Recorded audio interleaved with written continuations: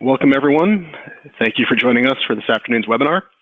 My name is Jason Golden, and I'm the Marketing Director at Katon Direct. Today, we are presenting online hiring events, the next great thing or the next fad. I'm pleased to introduce our speaker, Anthony Gentile. Anthony is a managing partner at Katon Direct and one of the original founders of the company. He has been with Katon for 15 years and is deeply involved with business development and product development here at Katon. Anthony has watched healthcare recruiting evolve over time and helped guide Katon to be at the forefront of healthcare recruitment marketing. This afternoon's presentation will last approximately 30 minutes, at which point we'll turn to questions from attendees. A recorded version of the webinar will be available and will be sent via email along with the presentation deck after the webinar is complete. Thank you all once again. This promises to be a fantastic session. And now Anthony will lead our discussion and review of online hiring events.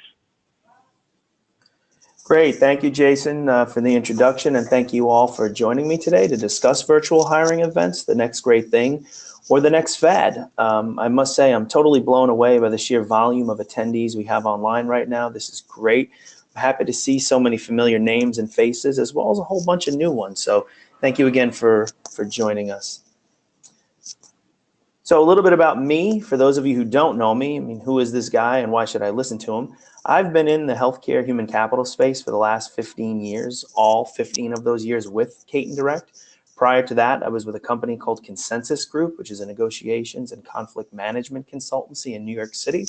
I received a master's degree in industrial psychology from Columbia University in 2001 with a core focus on negotiations and conflict management. In my role here at Katon, I work mainly on the product side by educating our sales team and our marketing team and our development teams on really what it is that our clients want and, more importantly, what it is that they need. So as I mentioned a moment ago, I see a lot of familiar faces, but also a lot of new people on this call, which is great. So for those of you who may be unfamiliar with Katon, I can just give you a very quick understanding of who we are and, more importantly, why we're able to speak on a topic like this.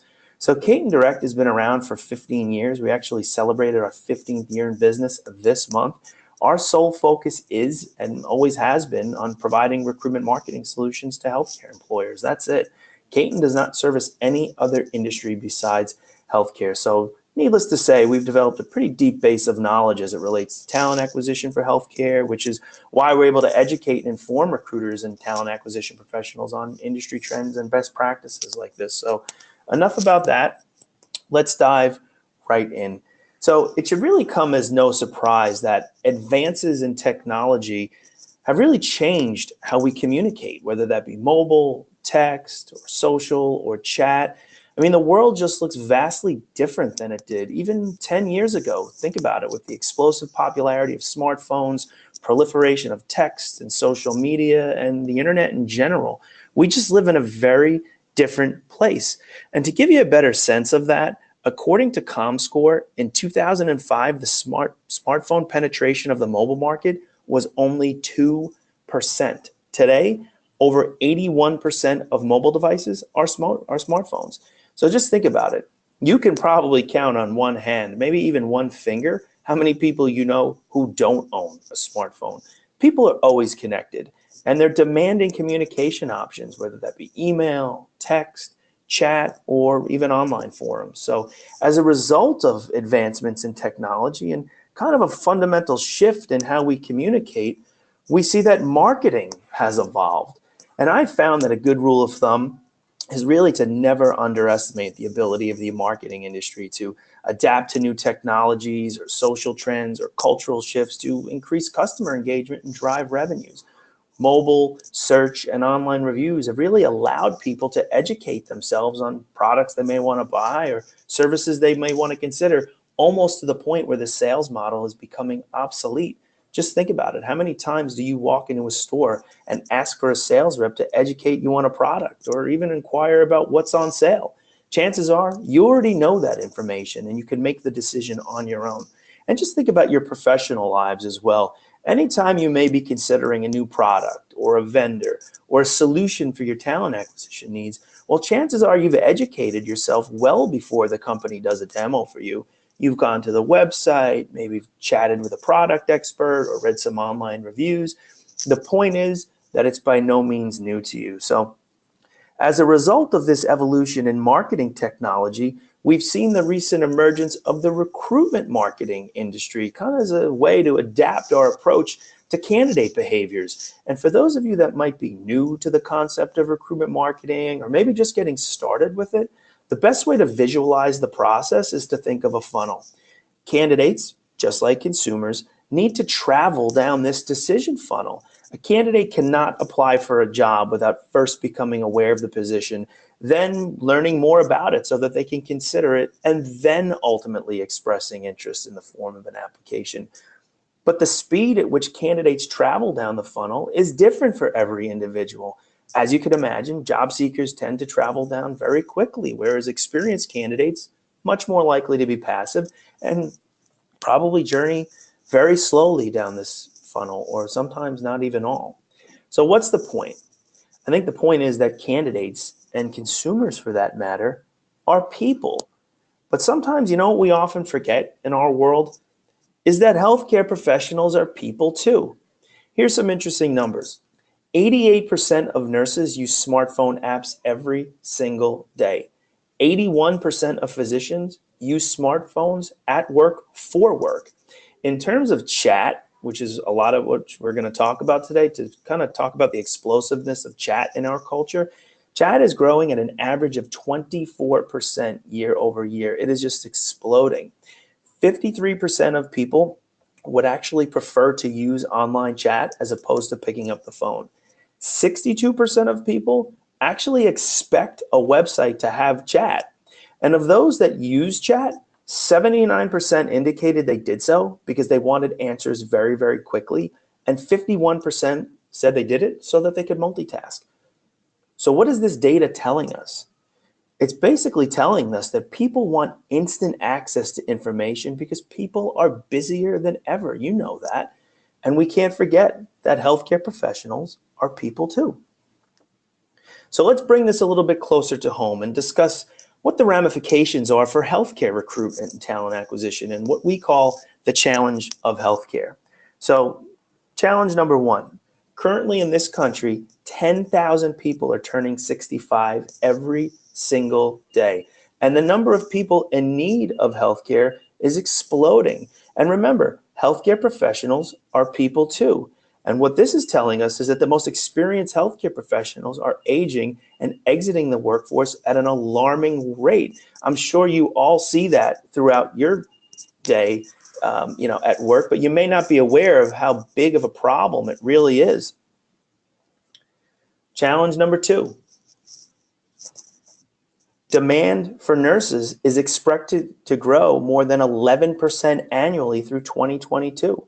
It's also expected that by 2026, there'll be a shortage of 90,000 physicians in this country. Currently, 33% of hospitals have a vacancy rate greater than 10%.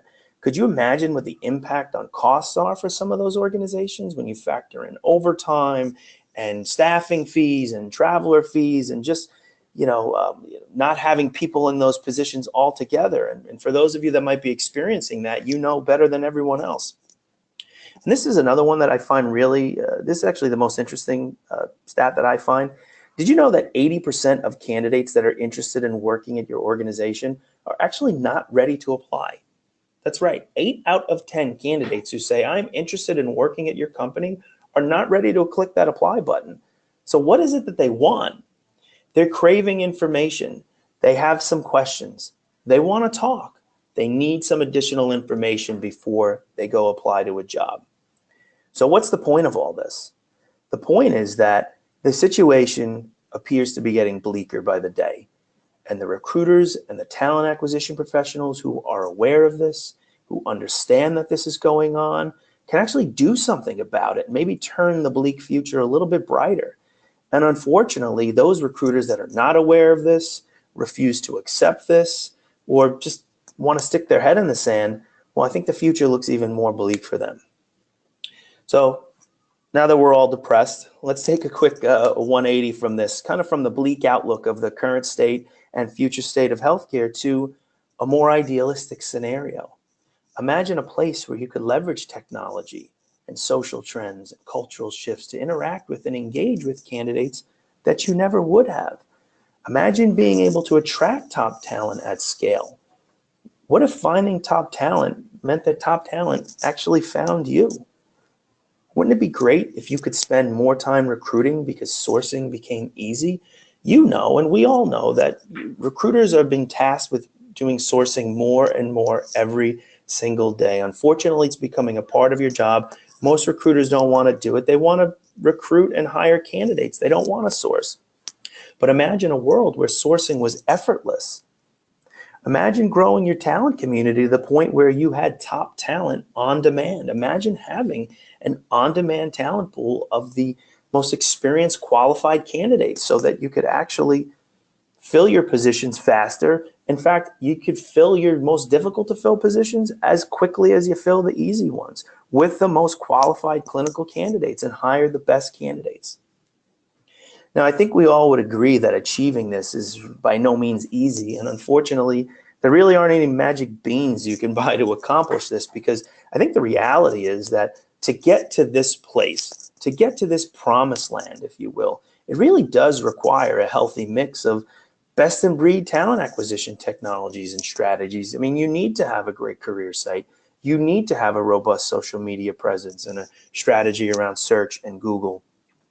But if your greatest challenge is that you just simply don't have enough qualified candidates to address positions that require the most experience, then there are some things you can do. There's some things you can easily do to improve upon that. So this is where the concept of virtual hiring events come into play, because it's one of those things that you can easily do. Now, I'm certainly not here to say that virtual events represent the be-all and end-all towards solving all of your problems. Definitely not. But if done correctly, virtual events can certainly help you engage candidates that you wouldn't otherwise interact with and really be an impactful part of your overall strategy. Now, I don't want to assume that everyone on this call has experience with virtual hiring events or even fully understands what they're all about. So a virtual hiring event, which is sometimes called an online job fair, is an online event, quote unquote, in which employers and candidates can meet in a virtual environment using chat rooms, teleconferencing, webinars, email, whatever it is, with the idea of exchanging information about job openings and careers. Candidates may or may not have resumes uploaded, but recruiters can chat about opportunities, answer questions, and really provide the most relevant information to candidates based on whatever their job search status is. So what does this do in terms of improving the candidate experience? Because, you know, the idea of the candidate experience we now know is not a myth.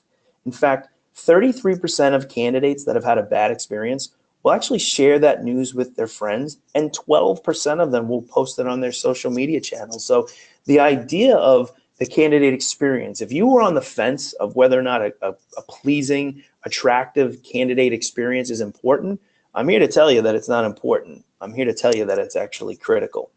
Candidates, just like consumers, often want to try before they buy, especially the most experienced candidates. And the idea of taking time off from work or time away from family to maybe attend an on-site event might just be too much for inexperienced passive candidates that even have some degree of interest. They're certainly not applying to jobs. And again, the idea of maybe taking that time to go to the event might just not be what they're looking for. And online events are a great way to engage that portion of the talent pool by giving those people a different option, an option that's really on their terms. You know, also, as we all know, life happens, and work or personal commitments come up last minute all the time. Who knows that better than a recruiter?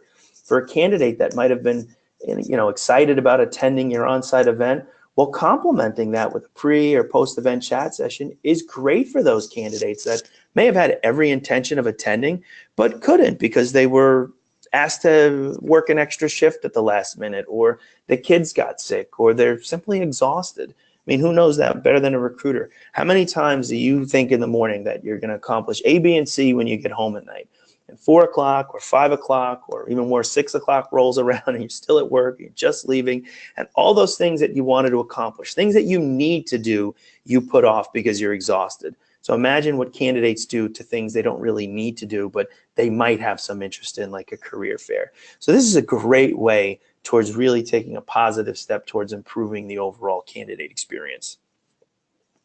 So we talk about the candidate experience. Well, let's talk about the recruiter experience for a second. What can you expect to yield from an online event? How does it help you achieve some of those goals that we talked about?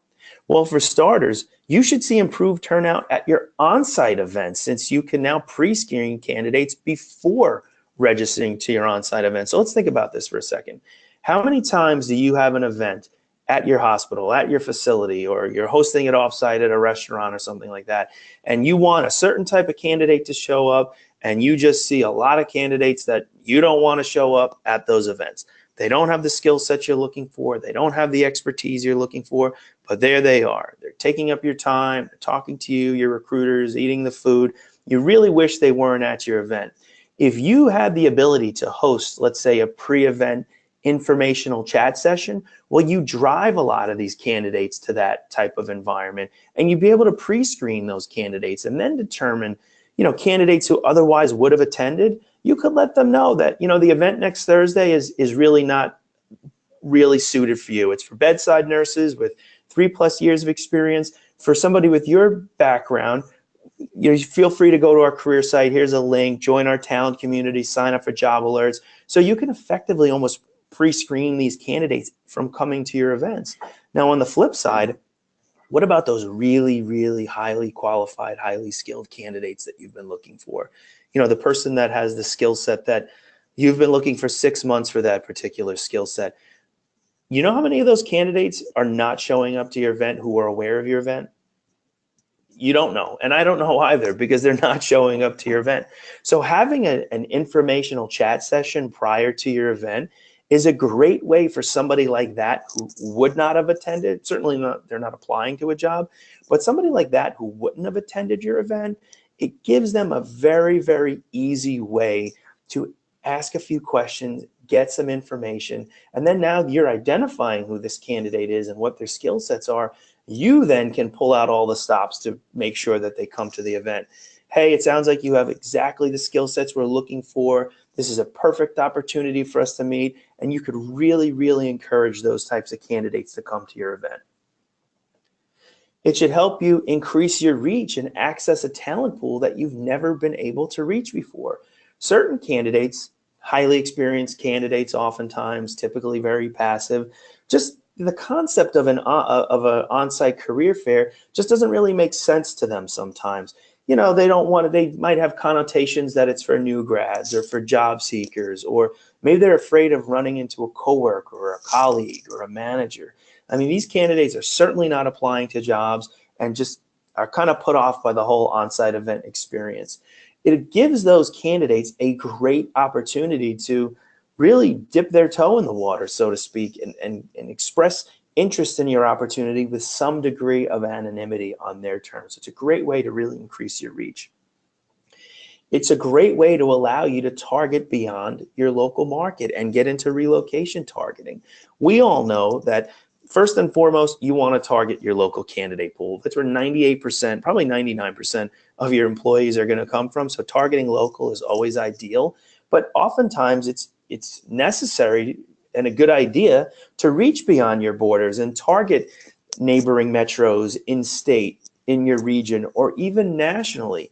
So relocation targeting, I see all the time organizations, let's say it's a hospital Atlanta, they want to target nurses in Philadelphia and New York and Boston because of the bad weather and the high cost of living. So what do? They get 4 or 5 recruiters on a plane, they book a room, and catering involved, and the event costs $20,000, $30,000 for only a few candidates to show up.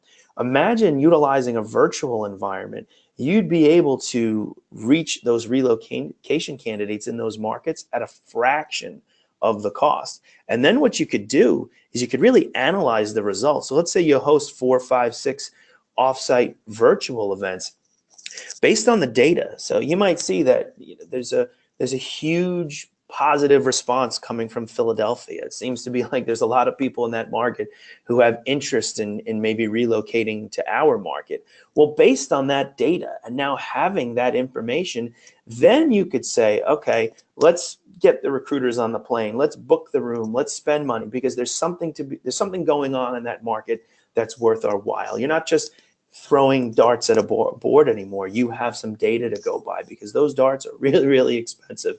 So this is a really, really good way to kind of get some relocation candidates in the funnel very easily, very inexpensively. Multitasking. I can't tell you how many times recruiters tell me one of the best things they like about virtual or online events is it allows them to multitask. And who knows better than a recruiter the importance of multitasking? If you want to have any shot of finishing your work and getting home before the dinner gets cold, you know that you need to do multiple things simultaneously throughout your day. So in a virtual environment, you can have the virtual screen open during the chat session. And, when you're talking with candidates, or chatting with candidates, I should say, you're going in information back and forth. But there are times when you're not engaged with a candidate at the moment. They might be speaking to a different recruiter. Well, while that's happening, while you have downtime, you could be answering emails on the other screen. You could be catching up on paperwork. You could be doing other things at the same time. And then as soon as a candidate engages you, you're right back into the chat session. So it's a great way to get multiple things done simultaneously, which, again, unfortunately, recruiters have to do these days. So this all sounds great, right? Reaching relocation candidates and driving more traffic into the funnel, interacting with candidates you never would have before, reaching the promised land of high-value candidates. So how do you even get started on something like this? Well, I think the first thing that I encourage people to do is to define your audience, because you could have the best technology and the best content, an amazing follow-up process, but if candidates don't show up, or more specifically, the right candidates don't show up, then what's the point? So start by knowing who it is that you want to attract, and do everything you can to make sure that all your demand generation efforts, whether that be advertising or marketing or social media, are hitting that target. For example, if you're tapping into your existing talent community, do you know if that data is up to date? Is it optimized? Can you filter it down to hone in on the specific candidate segment that you want to target, or do you have to unfortunately reach everybody? If you're partnering with a partner or a third party to do some sort of database marketing, are you holding them accountable for the same questions? If you're posting on social media, are you clearly defining who the event is intended for, or is it too vague? If it's too vague, you're not going to attract the right type of candidate. So I think the point here is that if you're hosting an online event, or even a live event at your hospital for that matter, and let's say, for example, the goal is to attract bedside nurses with a minimum of 2 years of experience, then you better make sure your communication efforts are reaching bedside nurses with 2 years of experience. Step 2, choosing the right technology partner. Now, not all online or event technology is the same. Some products are geared towards building robust virtual environments that feature avatars and networking lounges and information desks, and allow candidates to manually browse through the different rooms in the environment. It's really designed to mimic the traditional career fair setting. On the flip side, some products like this are really geared more towards featuring the chat functionality as the central purpose of the event. These products more closely mimic the traditional live chat that you encounter on a website, although it's certainly not that simplistic, because within this type of product, you still have access to great tools and features that make the experience great for you and the candidate. So this type of product, the one that features chat as the central component, typically easier to use, faster to set up, and oftentimes more cost-effective to implement. But regardless, when evaluating your needs, you should ask yourself these questions. What is your budget? Because price oftentimes dictates everything else after that. How easy is it to use? Because the easier it is to use, the more likely you're going to see not only candidates buying into it, but also your teammates and other recruiters. What about replicability? Does the product allow you to kind of set it up once and use it over and over and over again with minor tweaks, or is it a complete teardown each time? Because I think what you're going to find is that because this is very easy and this is how you're going to make sourcing easy, you're going to want to utilize this technology and this approach and incorporate this into your overall plan more often than not. So you want to make sure that it's super, super simple to run over and over and over again. What about training and live support? You know, we take for granted sometimes that most people are comfortable with technology, and for the most part, people are. But if chance there's a candidate that's struggling or has questions, it's really important that support is available so that you don't have to take time away from chatting with an interested candidate to offer assistance to someone else. Step 3, building infrastructure and content. So regardless of the product you use, there's a certain amount of infrastructure, quote unquote, that you need to build. Think of it no different than you would an on-site event at your facility or even having a booth at a career fair. You want to make sure your logo is prominent, the imagery is relevant, everything is on brand, information is accessible. You want to make this as frictionless and pleasing to the candidate as possible. So when setting this up, ask yourself the following questions. What type of attendance are you expecting? Because the anticipated volume will oftentimes dictate how many recruiters you need online to address candidate questions. And the type of candidates will factor into which recruiters you need present as well. For example, if you see in advance that you have a large number of registrations from critical care nurses, well, you're going to want to make sure you have a recruiter online that is ready and prepared to answer those questions and engage with those candidates. How many booths do you need to have?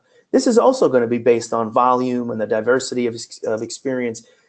If you have and you see that there's a lot of candidates representing a lot of different practice areas ready to go on this event, well, then you may want to have booths set up for specific practice areas. You may want a critical care booth or a med-surg booth or an ED booth or even a per diem booth for people that are interested in per diem opportunities. So the more relevant you can make it, the better the experience for the candidate. In terms of being prepared, I mean, it's critical to get prepared for an event like this. So if, let's say, after chatting with a candidate and they indicate they want to apply to a job, well, you certainly have the ability, you should have the ability, depending on the technology that you work with, to post job links throughout the environment so that candidates can see them and access them instantaneously. But, you know, you're going to end up chatting with candidates who might have a specific skill set in an area that you've been looking for a long time. So best practices, you should have your career site open on a separate screen so that you can go into it on the fly and find a job link that somebody might be a really, really good fit for and post that into the chat environment so that somebody can instantaneously click on that. Why have them wait to apply when you could have that ready for them? Let's say candidates say they're interested, but still kind of on the fence about applying, the 80% we talked about before. Well, do you have a link to your talent community prominent within the environment? Do you have it accessible in case you're chatting with someone and they wanted access to it so that you can point somebody in that direction? Also, there's a lot of common questions you're going to hear over and over and over again. What is the parking like? Do you have daycare, etc.? It's best to have answers to those questions either pre-populated in the environment or just populated somewhere on a separate screen so that you can easily copy and paste them into the chat box so you don't have to waste time typing the same response over and over and over again. Step 4, follow-up. So congratulations, you've researched, you've planned, you've designed, you've executed your first online career fair, you have some metrics, and maybe you even analyze those metrics. So now what? Well, don't forget to follow up with candidates that you've interacted with or your recruiters might have interacted with, especially the ones who said their interest but kind of on the fence about applying. Do not be bashful by any means about sending emails or picking up the phone to connect with these candidates. They will appreciate it. Remember that oftentimes this is the beginning of the journey for some of these candidates, not the end. So following up with candidates is critical towards getting really, really good return on this type of an investment. So virtual hiring events, future or fad? So, you know, I think it's safe to say that virtual event technology, which has been around for some time now, has really come a long way. And candidates are just so much more better equipped now to experience virtual and not really put off by the experience. In fact, what the data is showing is that candidates have come to expect it. 7, 8, or 10 years ago, kind of in the beginning of this technology, people weren't really used to operating in a virtual world, and it just was an awkward experience for both candidate and recruiter. But in the last couple of years, like I said, technology has come a long way, and it's become just a very, very simple way to add a different component to your overall strategy. It's a great low-key introduction to your organization. You can showcase your company culture and core values in just a very efficient way.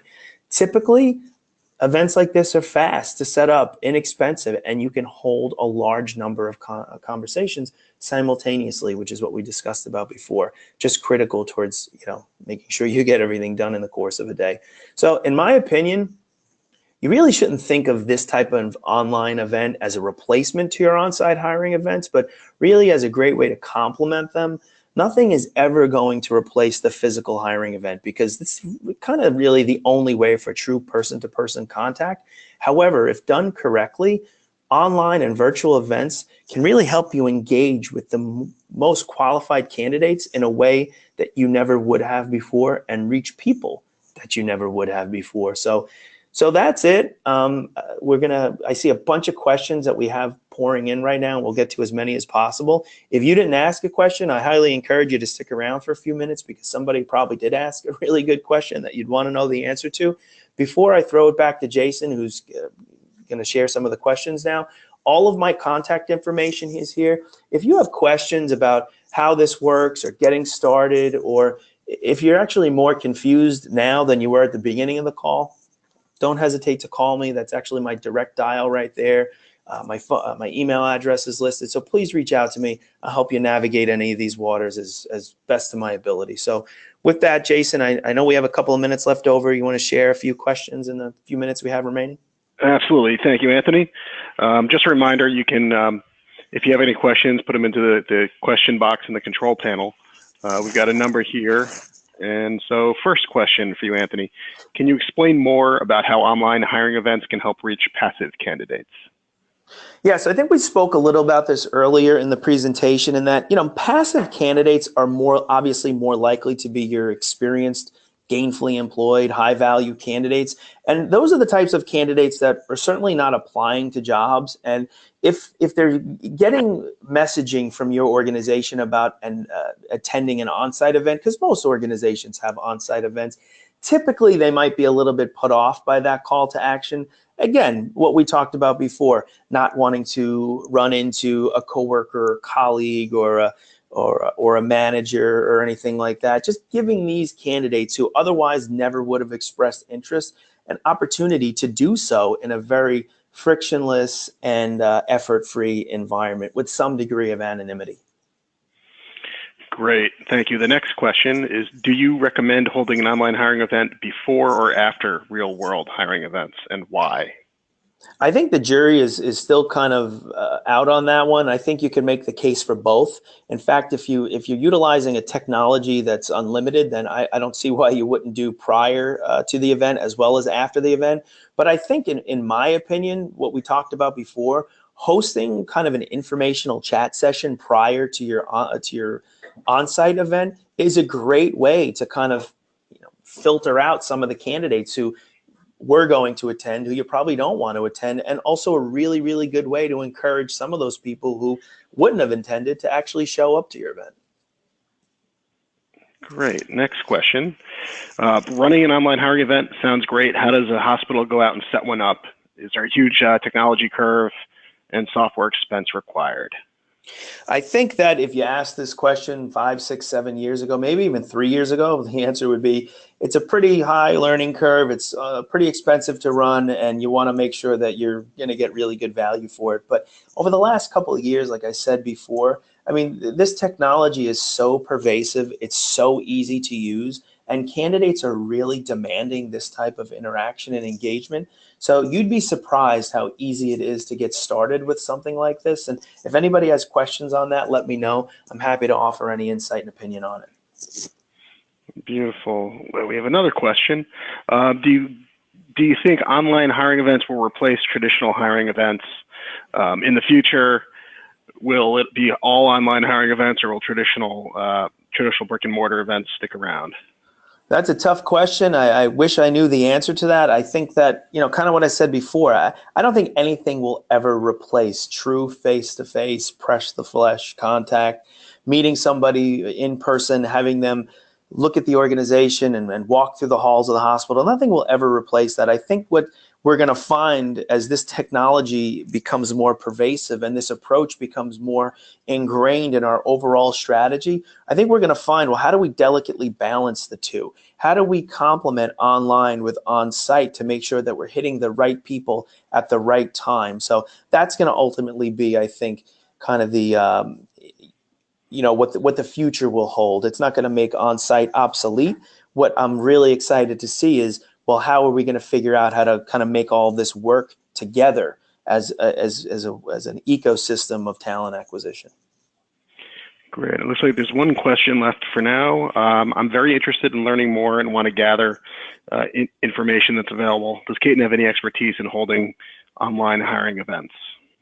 Yeah, so I won't go into that now, obviously, but you see, whoever asked that question, you see all my contact information here. Jason will share with me after this who you are, and I'll certainly follow up with you. We do have a lot of expertise, but again, I'm certainly not going to go into that now. And anyone else who may have questions, again, that's my direct phone number on there, my email address. Certainly reach out to me if you have any questions or want clarification on any of this.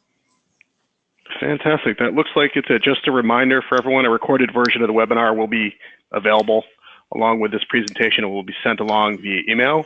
Want to thank Anthony, thank everyone for joining us this afternoon, and look forward to seeing you all next time. Thank you all. Thank you.